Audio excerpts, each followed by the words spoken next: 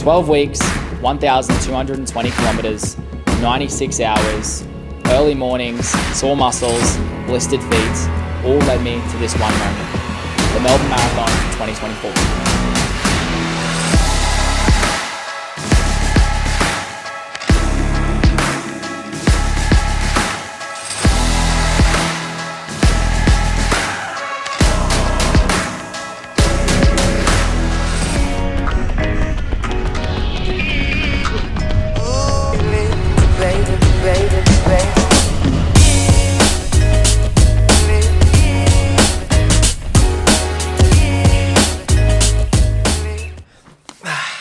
Hello, what have we got here?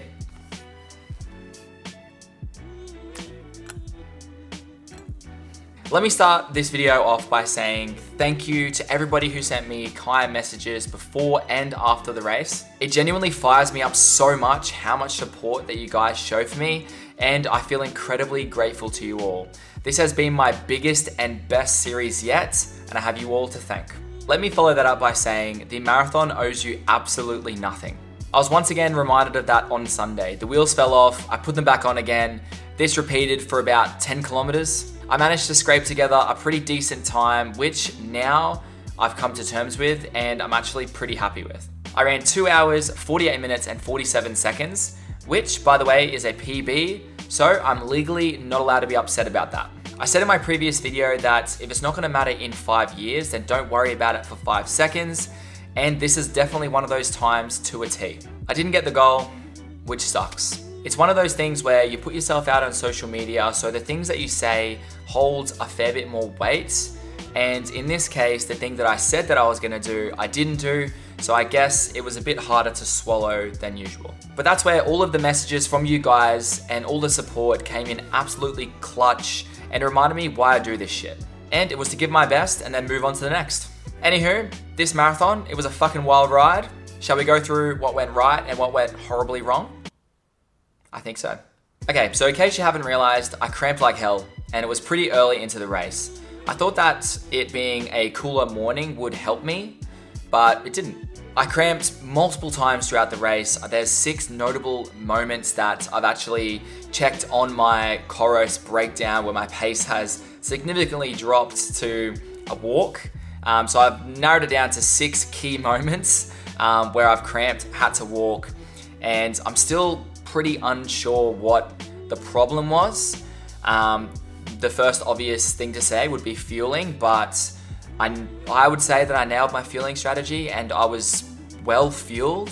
So I had a Morton Gel 160, which is 40 grams of carbs. I had one of those every 30 minutes like clockwork. I also had the Pure Nutrition hydration tablets. So those are just like sodium tablets. They have 400 milligrams of sodium. I had about 8 of those over the course of the marathon, and I was having one of those almost with every gel at the start, and then I kind of picked them up more as I started to cramp later in the race. I also had 3 cramp fixes, which are like these high concentrated carb and salty like vinegar shots that you can take. They're meant to help prevent cramps, and when they come on, they help mitigate them. I took one of those before I even started cramping, and then I took the other 2 when I was cramping as well throughout the race. So if you add all that up, like I had a lot of fueling, I had a lot of nutrition. So part of me is like, I can't really say that it was the nutrition. I drank water at almost every aid station. I will admit I didn't do every single one, but I did at most of them. So I'm kind of ruling out the nutrition side of things. It did get pretty hot near the back end of the race. So actually from about 15 kilometers in, it did get pretty hot. Like there was no shade for that big stretch down by the beach. But I'll get into that when we run through the breakdown of the race and how it went. But I'm not really sure I could say it was a fueling issue. I'm not really sure I could say it was a weather issue. I do have another reason that I think it may be, which I'll chat a little bit more about later on in the video. But for now, I think what we should do is we should just get into how the race went. We'll talk about it from start to finish, break down some key moments, and then we can chat further after that. So let's get into it. All right, so one thing that any of you guys that were tracking me would have seen is all the way up to halfway, I was behind pace. And when I actually crossed the halfway mark, I was 40 seconds behind pace of sub 245 pace.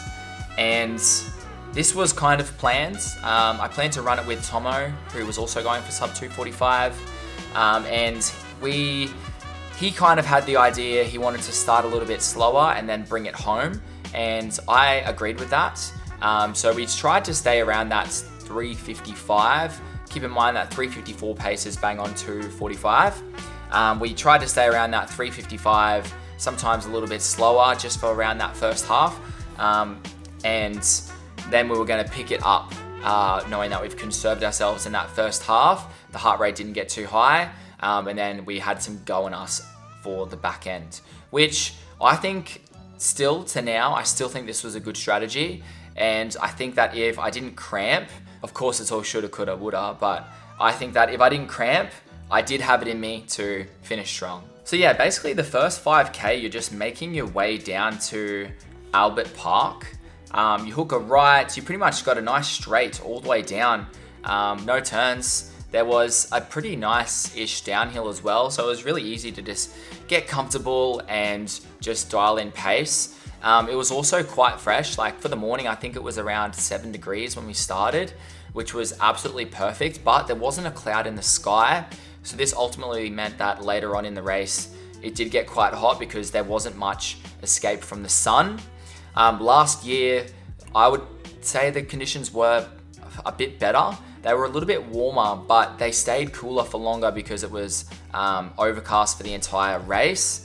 And the sun, like I didn't see the sun at all for the entire race. So I think that kept me a lot cooler throughout the race. This one definitely started to get hotter as the morning went on. So we spent the first 5K going out to Albert Park, and then the next 5K from there was basically just making our way around Albert Park, around the water. There was some pockets of wind every now and then, but it was overly looking like a pretty still day at this point. Nothing really to comment on the wind, and the effort was looking pretty good. But yeah, my heart rate was looking exactly where I wanted it to be. For the first 10K, it took me all the way until the 10th K to hit 170. And then there was only a few Ks all the way up to halfway where I was hit 170. Otherwise, I was high 160s, which for me, that is like perfect on my my marathon pace, my LT1. So yeah, I was feeling pretty confident at this stage, feeling pretty good, and there wasn't really much to note. There wasn't very much elevation either. Going through at this stage, we were looking pretty good. From the 10th K to the 15th K, we started making our way down to St. Kilda West, and this is where it opens up to the waterfront, to the beach. And I would definitely say that this is the toughest part of the entire marathon. Basically, you get down to the beach at 15K, you turn right, you head all the way out to 19K, then you got a hairpin turn. So running out towards that 19K, that was into the wind. This wasn't too bad. It was pretty windy at times, but it was manageable. You're getting in a group. And at this stage, I was still feeling really good, tip top. And this is actually where the video was taken of me, that nice slow-mo that Daniel was nice enough to take of me on his scooter. And then you basically head from 19Ks all the way up to 26 before you hit your next turnaround. This 26K turnaround basically changed the whole marathon for me. We made this turnaround and we headed face first into some pretty gnarly wind. I know it's one thing to complain about the wind and how gnarly it was, but I think anybody that did the Melbourne Marathon will agree that 26Ks to 30K was absolutely a punish. It's funny, I actually remember at about the 27th K mark, this guy, this old fella that was next to me, we got hit by this big gust of wind, and he literally says, like, he just yells out, "Oh, fuck off."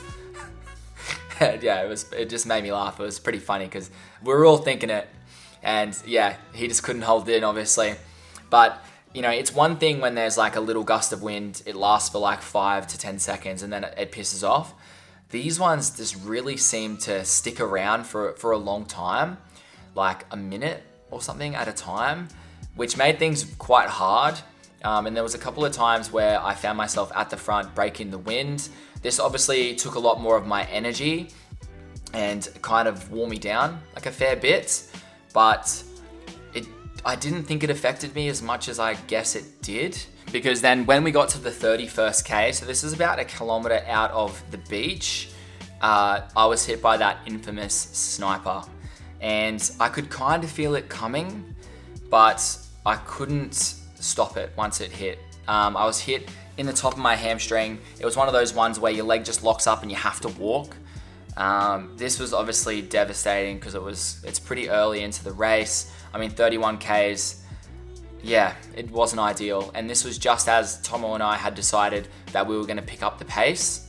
And we started running around 350 pace or a little bit slower. So we were going to start bringing this marathon back, dragging this marathon back.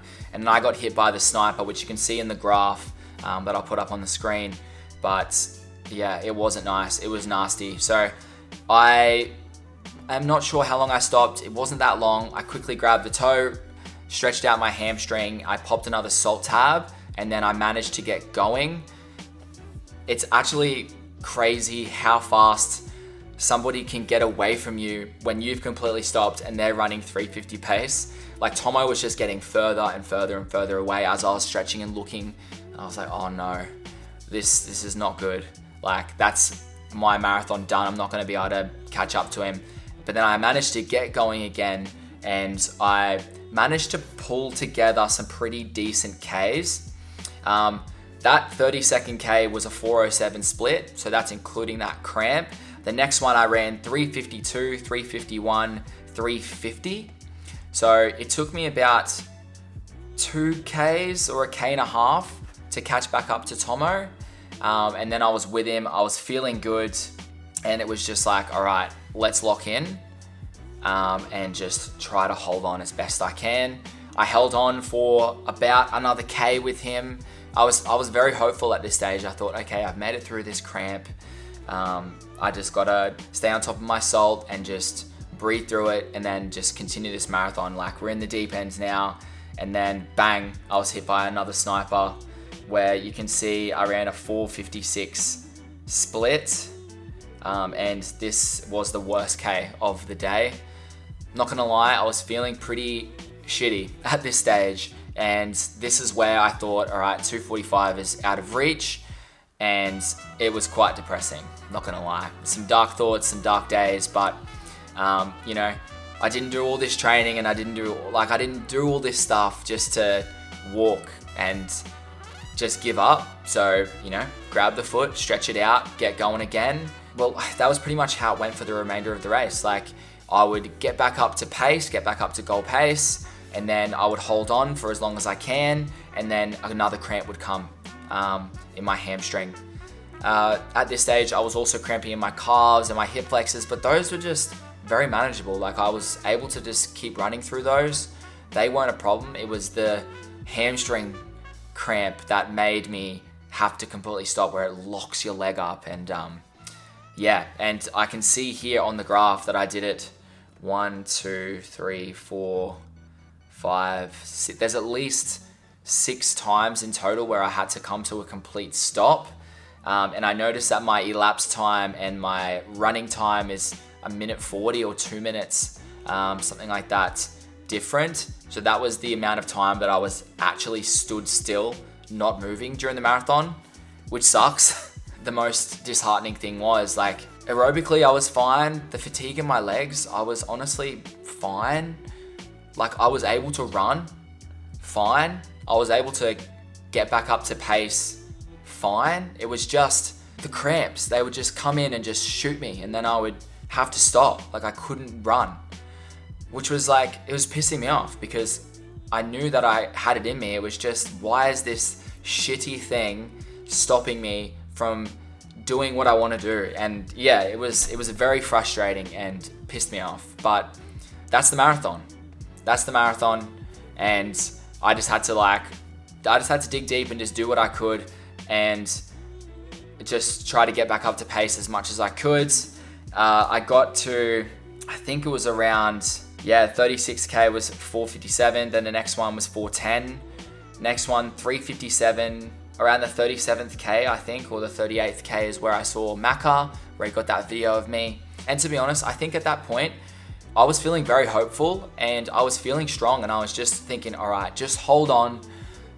If I can not cramp from now on, I'm still a shot at getting 245, which I genuinely think I could have if I just didn't cramp again, because I felt like I had it in me to go a bit faster. Like I had that feeling like I could do it. So I ran like a 357, a 355 for the 39th K. The 40th K was a 427. So I'd hit another cramp. Just like heartbreaking. Like it was just annoying, so annoying. And you're so close. And I just felt so like helpless in a way. Life goes on, and then I had to just pick it back up. And the 41st K, I ran 411. So I think I cramped in that one as well. The 42nd K was 359. So I was starting to bring it home a little bit. At this point, I was literally just doing everything I could not to cramp. I couldn't even really stride out at this point. Just frustrating. And then I managed to bring it home, 326 pace to run through the finish line. And to be honest, like comparing it to last year, running into the MCG was one of the greatest feelings ever. This year, I just wanted to like make it around that bend without cramping. I was thinking like, please don't cramp, please don't cramp. Please don't have to stop in the stadium. Like, please at least let me just give it some on the way in. And my body was nice to me and decided to let me at least run in with some dignity and finish the marathon. And then ultimately finished 2 hours 48 and 47 seconds. And that is the Melbourne Marathon 2024. Not my best day, even though technically it was my best day on paper, but it left me feeling unsatisfied. Like I know like I should be very proud of that effort, and I am. I can't help but just feel like unsatisfied with the result, and I'm sorry that I let you guys down. I'm sorry that I wasn't able to get the goal. I know there's bigger things to worry about than marathon times, but it did mean a lot to me. I want redemption. It was the redemption arc, and it didn't give me redemption. So I'm still hungry. I still want redemption. And that's that. So why do I think I cramped? There's just one thing that I can kind of put it down to, and I think it's a lack of strength training. I think I had the engine to run sub 245. I mean, it's in the lactate test that my LT1 was around that pace. My marathon pace is around that. All of my training was kind of pointing to me being fit enough and the rest to run sub 245, and I still do think I am fit enough. But part of being fit is being strong, and I think that my neglect of strength training is where I went wrong. I was doing maintenance for strength training, I think, for too long, too much, and I neglected actually building strength in the legs. I think I was maintaining weak legs. Aerobically, I am fit enough to do it, but my legs just didn't have it in them when the times got tough to actually show up for me. So I'm pretty much putting it down to lack of strength training and just having weak legs. And my plan moving forward is especially while marathon season is kind of over here in Australia, is over the summer or over the next few months, I'm really going to try build some strength back into my legs, because cramping isn't always to do with like sodium and salts and everything else. It's also about endurance and actually having strong legs. If your muscles can't physically do it, they're going to seize up. And I know that my hamstrings are weak, and that's where I am struggling. Another reason why I think it might be strength training is I know you shouldn't compare yourself to others, but I see other people who train a lot less than me running wise, and you know, they have less of a running age than I do, and then they are quite a hybrid athlete, and then they are hitting these amazing marathon times, which is awesome. It just doesn't really add up that I do all the work that I do, and you know, my body kind of lets me down when I need it to most. So I think that the difference between me and them is the strength training side of things. So that's something that I think I've learned from this marathon. It's probably my biggest takeaway from this marathon is definitely build strength in the legs all the way up until, I don't know, maybe a month or two out from the marathon, and then maybe try to reduce as the mileage picks up. But yeah, that's been probably the biggest learning curve for me, and that's why I think that I cramped in this marathon. But yeah, if you guys have any other ideas of why, let me know in the comments. I'm open for feedback. I'm not perfect, obviously. Can't even run a marathon without cramp. No, I'm not gonna talk like that. But yeah, that's what I've gathered, and that's what I think is the reason why I cramped for the Melbourne Marathon. So what's next and what's the plan? I don't know. I don't have any marathons booked in for next year yet. I still am planning on doing a marathon in the first half of the year and then a marathon in the second half. Sydney Marathon, I think, is going to be my key race for the end of next year, and I'm still undecided what I'm going to do for the first half of next year. Gold Coast Marathon is looking tasty, especially if I run with Tommy, the bro. He just ran 2:46. So I think we would hopefully be capable of running together and might be able to do a good full send there. But other than that, I'm just gonna enjoy running for a while, try get faster over the shorter distances as you do over summer, and then my other main focus is gonna be building strength in the legs. So next time, well, not next time, but hopefully like a quarter of the way through next year, you see me and I'm wearing some splitties and you're like, holy shit, this bloke's got some freaking tree trunks on him. But that's the plan anyway. That's going to conclude the Melbourne Marathon 2024 race recap, and it's going to conclude the Melbourne 245 series.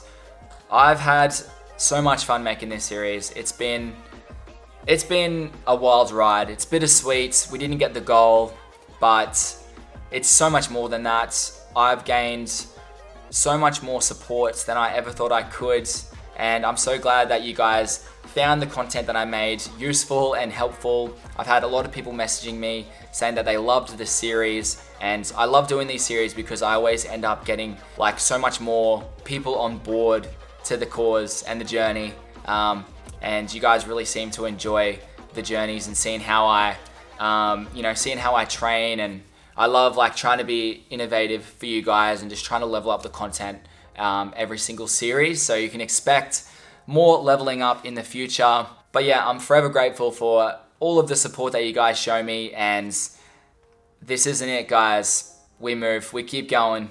We're forever grinding. The marathon is a crazy thing and it owes you nothing.